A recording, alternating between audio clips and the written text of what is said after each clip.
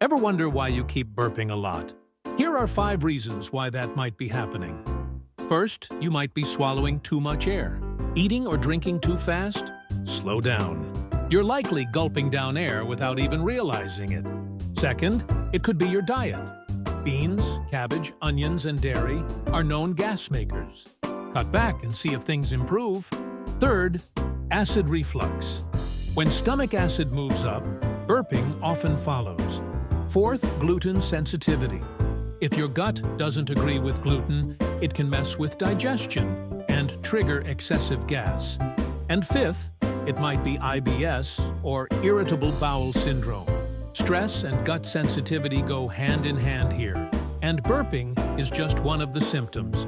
If your burping is constant or interfering with daily life, don't ignore it. Talk to a doctor. Your gut might be trying to tell you something.